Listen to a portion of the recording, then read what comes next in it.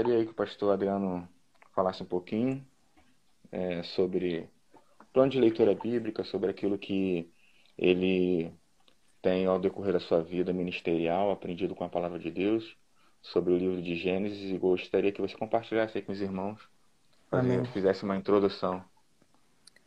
Amém. Bom, primeiramente, bom dia, paz do Senhor a todos aí que já estão online, os que futuramente também verão esse vídeo. Que Deus abençoe a todos, né? Que a paz do Senhor repouse sobre cada um de nós. É muito importante o livro de Gênesis, principalmente, acredito eu que é um pilar, né? É a base de toda a teologia cristã. Se nós tivéssemos aqui que falar de um livro do Antigo Testamento que tivesse uma profundidade tal e uma importância tal para a teologia bíblica, esse livro seria o livro de Gênesis, né? É um livro muito importante. Ele lança os pilares aí da, da fé, não só da fé judaica, como judaico-cristã. E é imprescindível conhecer, né, a fundo os princípios que estão aqui no livro de Gênesis, principalmente nos primeiros capítulos, onde fala da formação da terra, do homem, a criação do homem, do cosmos, enfim. É muito importante. E desde a minha infância eu estudo o Antigo Testamento. Eu me lembro ainda quando eu era criança, na escola bíblica dominical, os primeiros livros que eu li, que eu estudei foram o Pentateuco, né? A história de Moisés, a história do Êxodo, enfim. Então é muito importante o estudante da Bíblia, se ele não tiver uma compreensão clara e boa do livro de Gênesis, o seu conhecimento bíblico fica comprometido. Se ele não tiver uma compreensão clara do Gênesis, Verdade. realmente tanto o Novo Testamento não vai fazer tanto sentido é, quando uma pessoa realmente conhece o livro do Gênesis. Um tempo atrás, agora, surgiu uma questão e alguém sugeriu que não fazia tanto sentido levar em consideração o livro de Gênesis em relação à teologia bíblica ou até mesmo à teologia do Novo Testamento, que isso não teria tanta importância. E na ocasião, eu obviamente fui contra esse posicionamento, porque o livro do Gênesis é o livro dos começos, do início, e se nós jogarmos fora todo esse contexto histórico, cultural de Gênesis, a nossa teologia do Novo Testamento ficaria certamente comprometida. Então, é de suma importância estudarmos, e eu me sinto muito feliz aqui em estar com esse convite do presbítero Sidney. Obrigado pelo convite. E estamos compartilhando um pouco, né? Não temos condições, vamos dizer assim, de esmiuçar todos os assuntos que Gênesis coloca para nós estudarmos, mas eu tenho certeza que vai ser de suma importância aí nós passarmos capítulo a capítulo, tema a tema, para a compreensão um pouco mais do livro de Gênesis. Beleza, muito bom, pastor. Verdade, as pessoas às vezes tornam o assunto muito simples. Na realidade, esse é um assunto fundamental, é um pilar da nossa fé cristã e certamente sem esse assunto a gente perde de vista quem é Deus, como nós somos gerados, como nós fomos criados e muitas respostas que hoje a apologética cristã, né, vários temas da teologia conseguem encontrar, nós perderíamos de vista, né? Se Certamente. hoje as pessoas falam acerca da fé, que nós precisamos ter uma fé racional, e eu acredito que o livro de Gênesis sustenta tudo isso, porque ele fala de povos que existiram em determinado tempo, o dilúvio, que também existem estudos sérios, né, científicos, que dão base a declarar que ele aconteceu. Então, esses temas que estão ali presentes não está descrito somente na Bíblia, mas está escrito na história de outras civilizações. E isso é importante para Perfeito. fundamentar a fé cristã.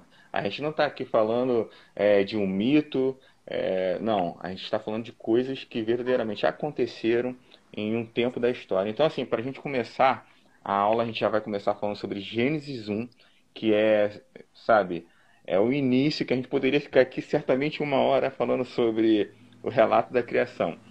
Porém, nós vamos fazer alguns resumos, algumas sínteses daquilo que a gente já vem conversando, estudando e aprendendo sobre a palavra de Deus. A gente já, quanto à cronologia bíblica, pastor, a gente fala sobre a eternidade passada. Eu, estudando a Bíblia cronológica, a Bíblia de Estudo, NVI, ela mostra que a eternidade, ela começa em um tempo sem fim, certo? Ou seja, a gente não tem como precisar o início de dias e nem o fim desses dias.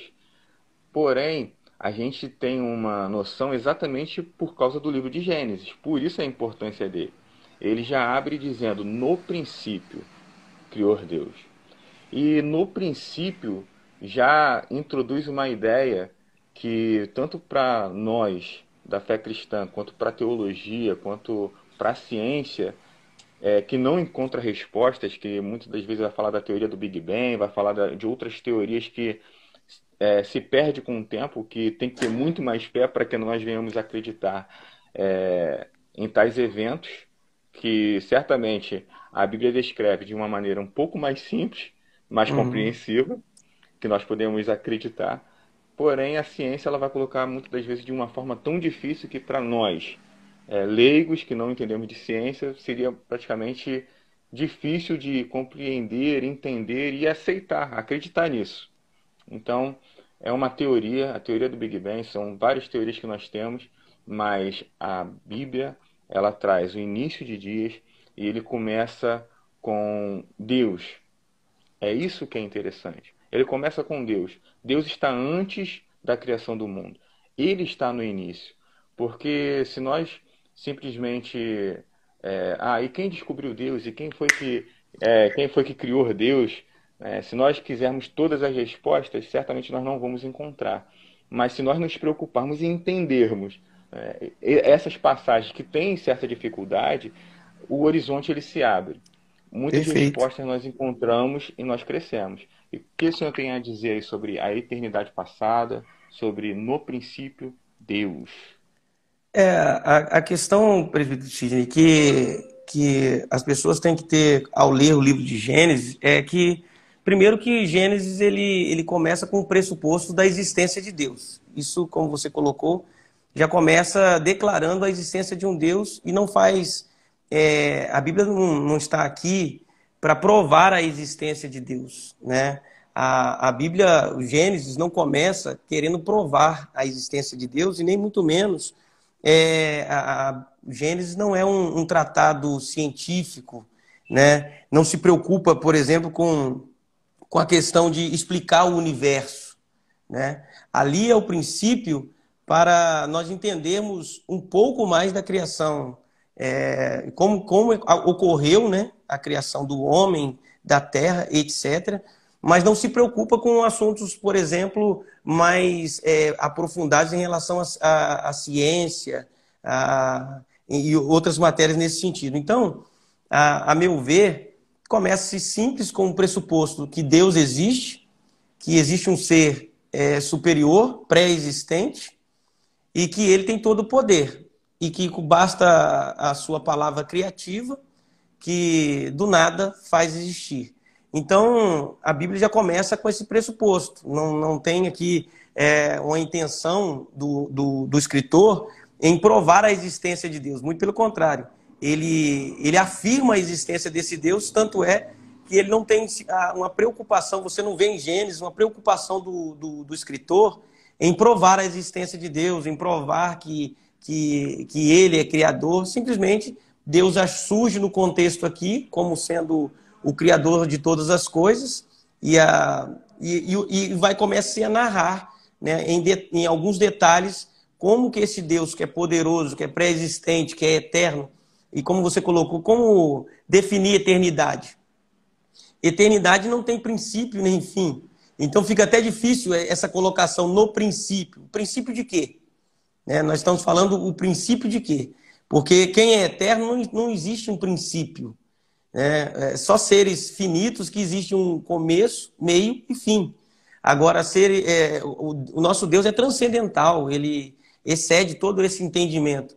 Então, o princípio aqui é o princípio do universo que nós conhecemos, é o princípio da criação da raça humana, dos animais, etc. Esse é o princípio, mas não quer dizer que Deus surgiu a partir daqui, de Gênesis capítulo 1. Até porque já existia outras criações, por exemplo, como os próprios anjos, o próprio lugar onde Deus habita, já pré-existia antes de Gênesis, né? Verdade. Foi interessante se eu falar acerca do no princípio Deus. A gente vai estar falando mais sobre a palavra hebraica que significa bara, no princípio, Sim. e a gente tem por, né, já só a colocação no princípio, se você colocar no princípio Deus, significa que Deus estava no princípio. Quando você inverte a ordem que coloca Deus no princípio, as pessoas tentam, no português, fazer algumas releituras e algumas releituras erradas. Como se o princípio viesse antes de Deus. Quando você coloca no princípio, Deus, significa que o princípio, a eternidade, vem antes de Deus e Deus poderia ser criado. E Uhum. quando coloca Deus anterior, que fica Deus no princípio, significa que lá ele já estava, isso a Bíblia NVI ela já coloca de uma maneira que eu acredito que seja bem pontual e é importante a gente destacar. O livro de Gênesis ele foi escrito por Moisés, né, aproximadamente 1500 anos antes de Cristo. Então a gente tem ali esse tempo cronológico. Foi uma revelação dada por Deus a Moisés. Ele, como autor desse livro, certamente ele pôde relatar. Ele é o único com capacidade ao seu tempo. Estudou, sabemos que ele estudou na escola de Faraó, ou seja, lá no Egito, pôde aprender bastante coisa. E o Egito, ao seu tempo, já era uma potência, já era muito avançado ao seu tempo. Então, ele certamente poderia ser o único com capacidade para escrever tamanha profundidade e revelação, porque ao seu tempo muitos não tinham. Então, assim, é dado a ele esse escrito, e é importante que nós venhamos entender esse lapso temporal. Por exemplo, ele coloca a tradição que vem passando de pai para filho, até chegar em Moisés, ele retorna ao seu tempo, e lá em Gênesis ele começa a fazer o relato. Ó, o nosso pai Abraão, Isaac e Jacó, ó, falou que Adão. Então, assim, o relato que ele vai fazendo preciso é o que tem importância para a gente. E a gente tem que entender que a tradição dos judeus ela é muito forte. Até hoje eles são um povo que guardam a tradição. Então passar de pai para filho, ter esse relacionamento, sabe, com a tradição, com a palavra de Deus, é importante para a gente entender o relato bíblico. Ou seja, que não teve uma alteração, nós precisamos entender que ela foi escrita por um homem em um determinado tempo, que devido ao seu tempo tem as suas dificuldades de escritas, como a gente já viu o processo de escrita, o processo de tradução, que a gente pode estar fazendo outros vídeos para falar sobre isso, mas é importante situar isso em um tempo. Provavelmente o relato de Gênesis, a gente vai já entrar nesse, segundo a NVI, a gente já vai entrar aqui ali cerca de 4.000 anos, né, antes de Cristo, que é onde a gente começa a falar sobre Adão. A gente tem aqui o início da criação, que a gente não tem como precisar. A gente vai falar um pouco sobre, né, a Terra Nova e a Terra Antiga, porém a gente sabe que assim, a descrição que a gente tem por genealogias, segundo colocado por Moisés, a gente tem precisamente uns 4.000 anos, né? Antes de Cristo. Então eu gostaria que o senhor falasse acerca também da teoria do caos, né, que a gente já veio conversando, e sobre esse princípio que a gente colocou aí, já no início aí do versículo 1 e 2, né, de Gênesis. Sim, perfeito, o Sidney. É o que acontece. Esse no princípio, né, a palavra Bereshit em hebraico, que é origem, princípio, é interessante que essa expressão, ela na língua portuguesa, ela tem algumas conotações, como você colocou. Mas, olhando a questão, como você colocou aí, desse versículo primeiro ao versículo, a distância que pode existir e que os teólogos aí, nós que estudamos a Bíblia Sagrada, lemos também outros teólogos, né, pessoas que se aprofundaram no assunto, há um grande questionamento em relação ao versículo 1 para o versículo 2. né? Há um hiato aí de tempo e possivelmente esses primeiros céus ou primeira terra, principalmente a primeira terra, no segundo versículo já existe uma diferença, porque está escrito: no princípio criou Deus os céus e a terra. Isso encerra a narrativa, pelo menos desse versículo, dessa parte. E partindo do pressuposto que Deus, o Criador, quando cria algo, ele cria algo perfeito e bom, ele não cria algo que está ainda para ser feito algum tipo de reforma, passível ainda de algum tipo de aperfeiçoamento. Tudo que o nosso Deus cria é bom e perfeito. Então, há esse questionamento. Por que no capítulo 1, versículo 1 de Gênesis, a terra é criada, e no versículo 2, a terra, a expressão que usa aqui, a terra, entretanto, era sem forma e vazia, ou alguns teólogos até acreditam que a melhor palavra não é nem essa palavra era, mas tornou-se, né? Ou estava, ou tornou-se, que é ainda mais contundente, tornou-se sem forma e vazia. A pergunta é: que evento ou o que realmente ocorreu nessa terra do versículo 1 para a terra do versículo 2? Existem algumas possibilidades, né? Que a discussão teológica em cima disso, que essa primeira terra, ou a terra antiga, ela existia, ela era perfeita na criação de Deus, porém algo aconteceu nesse ato de tempo aí entre o versículo 1 e o versículo 2, que ela tornou-se sem forma e vazia. E a partir disso, Deus começa novamente a recriar, né, vamos dizer assim, aquela terra, a primeira terra. Então, essa teoria, né, porque nós estamos falando de teologia, mas são teorias bíblicas para tentar explicar o porquê que essa terra do versículo 2 ela já está sem forma e vazia.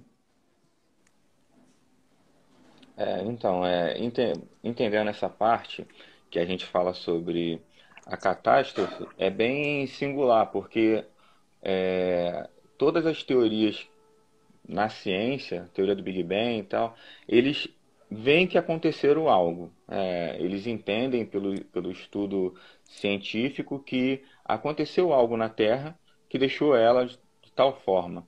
A gente sabe que não temos como precisar, porém a gente tem como entender que Deus não poderia fazer algo imperfeito. Então dizer que estava, né, a gente até conversou sobre isso, dizer que a Terra estava sem forma e vazia seria dizer que ela teve uma forma, né, original, teve uma forma perfeita e perdeu essa forma devido a algum lapso temporal que a gente também não sabe dizer exatamente o que aconteceu. O que a gente pode dizer é que hoje, segundo a ciência, nós temos 4,5 bilhões de anos, né, de existência. E segundo a narrativa bíblica, que aí a gente tem o relato de Gênesis, que acredita na Terra Nova, a Terra Antiga seria esse relato em que a gente tenta explicar todas as eras de acordo com a ciência e caminhar juntos com a ciência. Já a Terra Nova a gente entraria naquele relato que fala acerca de 6.000 anos, né, que é 4.000 anos até chegar em Adão e mais 2.000 anos até a nossa história de hoje. Então é basicamente isso. Superado essa condição, a gente vai falar sobre os dias, são eles literais, pastor? Os dias do ano. A gente sabe que existe, né, algumas compreensões e certamente os estudiosos da Bíblia. A gente vai aprender que a primeira coisa que Deus faz é separar a luz da escuridão no primeiro dia. No segundo dia, ele separa as águas das águas, águas de cima e águas de baixo. Deus separa a terra do mar e cria vegetação no terceiro dia. No quarto dia ele cria o sol, a lua e as estrelas. No quinto ele cria os animais do mar e os pássaros. No sexto ele cria os animais da terra, o homem e as árvores frutíferas. E no sétimo a gente sabe, todo mundo grava, que ele descansou. Então, os dias aqui, eles são literais ou não? Como é que a gente poderia compreender melhor? Pois é, só coisa fácil, né? A gente vai conversando aí. Só, só moleza. Certamente essas são as dúvidas que nós já... O que acontece? a partir do versículo 2, a partir do versículo 3, mais propriamente dito, é bem interessante essa análise que Deus cria a luz, né? A primeira criação de Deus, ele disse, haja luz. E é interessante que a luz que Deus cria,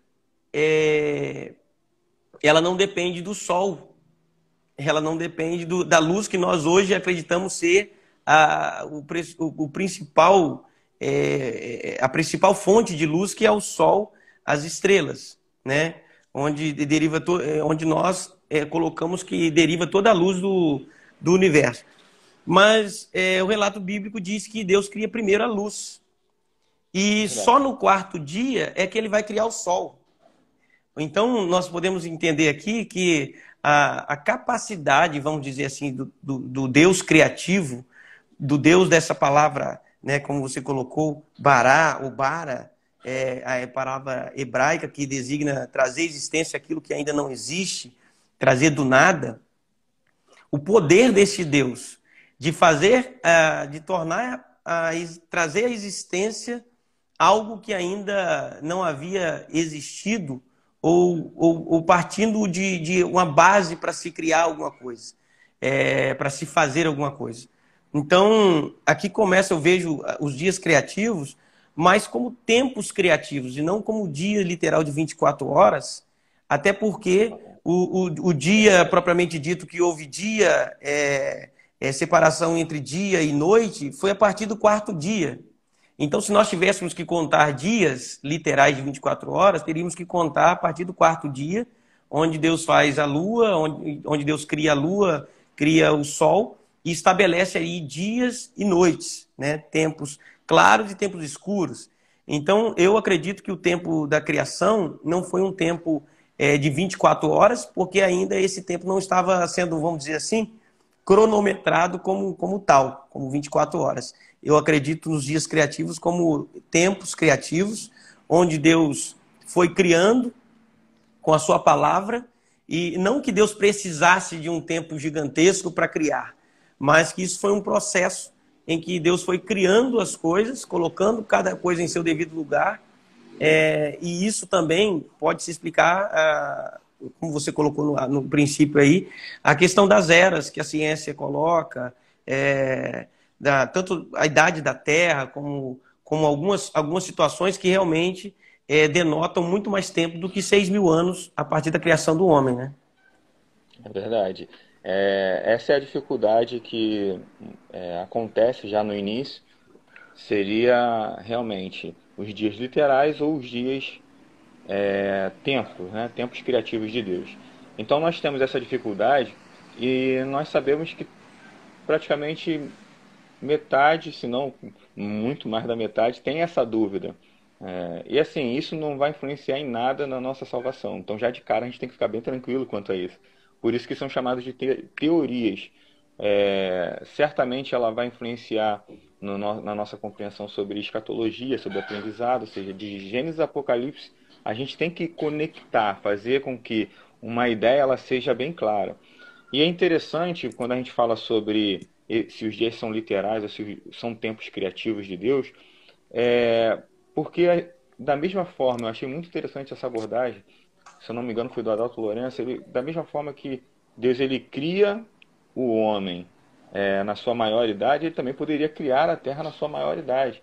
Então a gente saber que existe uma teoria que é da Terra Nova e uma teoria da Terra Antiga, e respeitar esses dois pontos de vista vai fazer com que você tenha clareza em alguns textos aqui mesmo em Gênesis e no decorrer da Bíblia, e também tenha clareza nos textos que são de maior dificuldade. Já tem o Apocalipse lá, né, que a gente vai ter o milênio, ou seja, a gente vai perder a noção de dias também ali, para poder entender que muitas das vezes um dia não significa um dia, mas são 1.000 anos.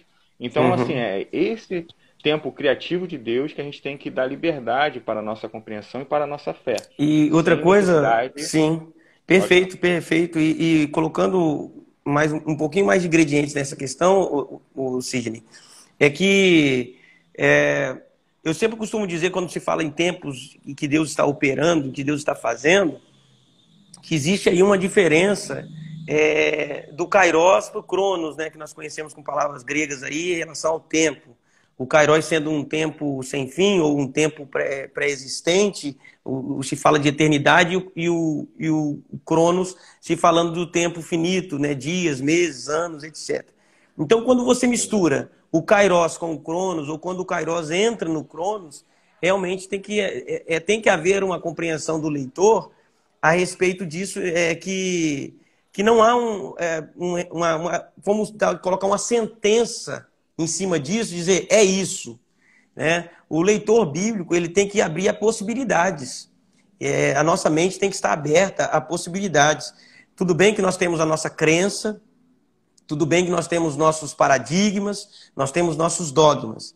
Porém, a nossa mente tem que continuar aberta à compreensão, à revelação, à iluminação do Espírito Santo, pois o Gênesis é um livro de revelação também, como você colocou, um livro de conhecimento, logicamente, cultural, que já havia sendo passado de pai para filho, de geração em geração, mas também e principalmente é um livro de revelação bíblica. Quem revelou a Moisés detalhes da criação foi o próprio Deus. E coisas que Deus não quis revelar ou detalhar, nós simplesmente aceitamos. Aceitamos que Deus não quis revelar. Como diz lá o texto em Deuteronômio, que as coisas encobertas, os mistérios, pertencem a Deus. As coisas reveladas pertencem a nós e aos nossos filhos. Então, tem que haver no nosso coração essa certeza de que, primeiro, que Deus ele nem sempre vai explicar tudo nos mínimos detalhes.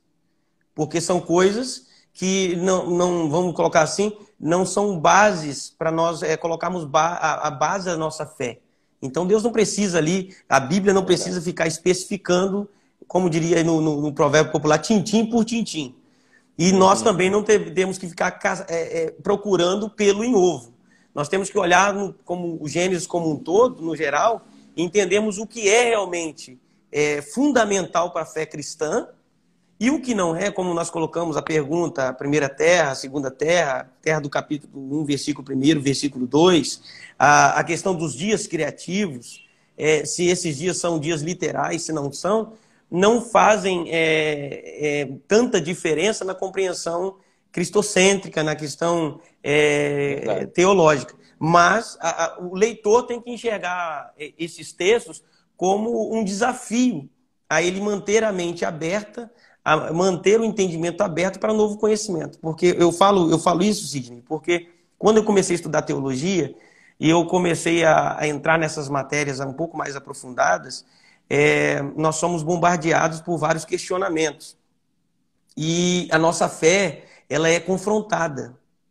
E se nós não tivermos, o leitor bíblico não tiver a mente aberta para a compreensão dos estudos, do conhecimento, daquilo que está sendo passado pelos professores de teologia, pelos livros de teologia, ela acaba entrando em parafuso. Porque isso vai começar a confundir aquilo que ela entendia como verdade, e a partir do momento que ela começa a se aprofundar e entender que aquele pilar que ela acreditava ser a verdade não é tão sólido, vamos dizer assim, como ela imagina, ela começa a questionar a própria fé. Então, a pessoa tem que abrir realmente o entendimento, abrir a mente, para que o Espírito Santo, que é o maior professor, que é aquele que inspirou os escritores a escrever, possa realmente trazer iluminação nos textos bíblicos, de mais difícil compreensão, vamos dizer assim. Para a gente poder continuar. Só para a gente resumir, então a gente tem esse lado aí, né, pastor, que a gente acabou de falar. Sobre Bereshit, que significa no começo, Bara, que é a ação criadora, né, o ato criador de Deus, ou seja, ele cria a partir do nada. E então a gente tem essa compreensão dos dias os dias, né? Deus ele criou ali cada detalhe, cada formosura, tudo aquilo que Deus cria é belo, é perfeito. Isso tem que ficar bem nítido, independente da teoria. A gente vê que o relato de Gênesis é uma descrição perfeita de tudo que existe até hoje. Então a gente tem aí um confronto nítido que fica entre a Bíblia e a ciência, o criacionismo e o evolucionismo, ou seja, aonde a gente busca responder através do criacionismo, ou seja, o ato criador de Deus, que ele cria a partir do nada, por isso essa palavra bara, O evolucionismo, ele vem com a teoria em que o homem ele surgiu da ameba, que veio da água e que ele foi evoluindo. Ou seja, nós precisamos de muita fé para acreditar em tudo isso. É por isso que nós não acreditamos. E não é uma rejeição à ciência, pelo contrário. Eu gosto das ciências, eu gosto de matemática. Física eu, né, não tenho tanta intimidade, mas eu gosto de estudar bastante arqueologia, história. E assim, são coisas que a gente vê que não é uma verdade absoluta. Né? Verdade absoluta, é, com certeza, são as coisas que Deus fala e que não muda, independente do tempo. São eternas assim como Ele é. Então, quando nós entendemos que Bara aconteceu por 3 vezes, é muito importante que nós venhamos, pelo menos, sincronizar a ideia do criacionismo e do evolucionismo. Porque o evolucionismo ele vai dizer que o homem ele se adapta, né, conforme a realidade do tempo. Ou seja, ele vai se adaptando e aí ele vai evoluindo. E isso é verdade, isso acontece. A gente vai ver nas passagens bíblicas que isso não é uma mentira. Então, quando nós entendemos que o bara ele acontece por 3 vezes, tá? Ele acontece no princípio, ou seja, Deus criou. Deus criou o firmamento, Deus criou os céus e a terra, Deus criou tudo o que existe. Esse é o primeiro bara de Deus. O segundo bara é nas águas, onde eles veem que surgiu a ameba e que vai evoluindo e que vai se desenvolvendo. E o terceiro bara é nos seres humanos. Ou seja, a gente vê que Deus ele vai criando, né, tudo a sua espécie, tudo, sabe, de maneira perfeita e que não perde de vista. Aonde, na realidade, a ciência tem um hiato, ou seja, aonde é que você vê um macaco virando homem? Aonde é que você vê uma ameba virando alguma coisa? Você não vê uma metamorfose, né, não sei nem se a gente pode dizer que é metamorfose, mas essa transformação, assim, do nada. A gente não encontra nada na natureza. Ah, vai falar da borboleta, vai falar de alguma coisa. Então, assim, são coisas que são muito vagas e abertas. Então, que nós possamos continuar na nossa fé cristã e compreendendo essa realidade da ação criadora de Deus para que a gente possa seguir. Eu vou passar aqui para a gente poder entrar no capítulo 2 e falarmos acerca da humanidade, acerca do pecado e do fratricídio. Então a gente vai ver aqui em Gênesis, né, no capítulo 1, no capítulo 2, Deus ele cria o homem. O homem ele foi criado à imagem e semelhança de Deus. Assim diz lá no versículo 26. E a mulher foi criada à semelhança do homem, porque Deus ele olha para os animais criados e ali ele compreende que precisa criar algo semelhante, porque não se achou para o homem alguém semelhante a ele. Eu gostaria que o pastor falasse acerca aí desse período em que Deus ele cria o homem e coloca o homem no jardim para desfrutar das bênçãos, do governo, dessa condição, sabe, perfeita e eterna junto a Deus. O capítulo 1, a partir aí do versículo que você colocou aí, o versículo 26, né? Fala já da criação do ser humano.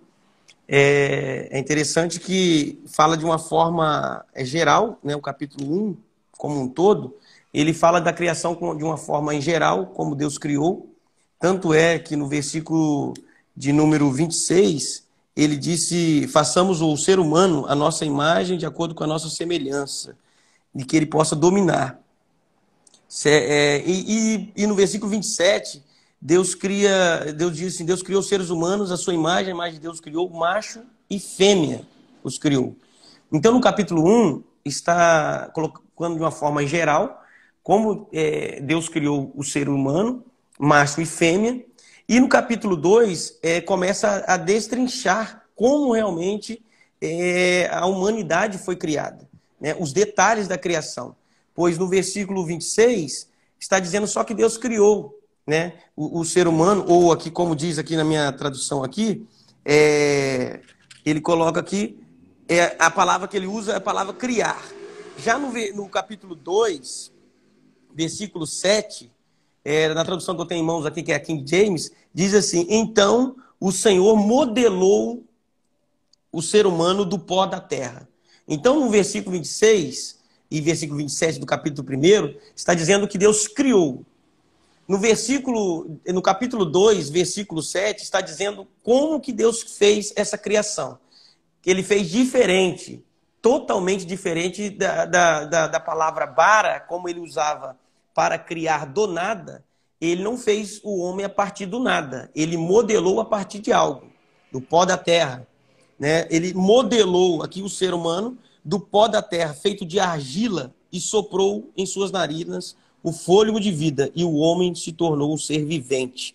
Então, é importante essa compreensão de que no capítulo 1 se fala de uma maneira geral e da criação como um todo, e no capítulo 2 está mostrando com mais detalhes, com mais minúcias, como Deus realmente formou e modelou o ser humano. Como você colocou, existe uma grande diferença, né, entre a criação dos animais, de tudo que existe, e a criação e a formação do homem. Quando nós olhamos para o relato bíblico no capítulo 1, nós vemos Deus dando ordem a partir de algo que já existia, por exemplo, a água. Ele dá ordem às águas que elas façam surgir vida. E por isso que a teoria, né, a teoria do evolucionismo, parte do princípio, e outros filósofos também do passado, antes de Cristo, já falavam do poder criativo, entre aspas, esse poder criativo da água. E realmente, a maioria dos seres vivos, eles vieram a existir a partir da água, mas com uma palavra de ordem de Deus, que a água produzisse os seres viventes. E a partir daí, Deus diz também dar ordem à terra, para que ela produza. Só que quando ele vai criar o ser humano, ele não dá ordem à terra para que ela pudesse modelar, para que ela pudesse criar o ser humano. Ele próprio, o relato é interessantíssimo, que ele, numa conversa, o Deus Elohim, né, o Deus plural, ele diz a si mesmo, né, a trindade aqui já manifesta quando ele diz, façamos, usa o plural, façamos o homem à nossa imagem, segundo a nossa semelhança. Ali a trindade estava se comunicando. Algumas pessoas questionam a não existência da palavra trindade no texto bíblico, mas esse texto por si só já mostra que Deus estava falando com alguém segundo ele mesmo, ou com o mesmo potencial de divindade que ele, para, a partir de então, decidir fazer o ser humano e não fazê-lo da forma que foi criada as outras coisas, e sim, com as próprias mãos, modelar o ser humano. Por isso que nós até falamos que o ser humano tem as digitais de Deus. No corpo humano nós temos as digitais de Deus, nós temos a trindade dentro de nós, né? Nós temos essa modelagem das mãos de Deus no barro, e aí, a partir de então, ele sopra o fôlego sobre o homem, fôlego de vida, e o ser humano passa a ser um ser vivente. Se nós fôssemos aqui falar e relatar todos os quesitos só nessa questão de modelar o barro e fazer do homem um ser vivente soprando em suas narinas, o fôlego de vida, ou seja, algo de dentro de Deus para dentro do homem, nós passaríamos aqui pelo menos mais umas 2 horas. Então, verdade. superficialmente é isso.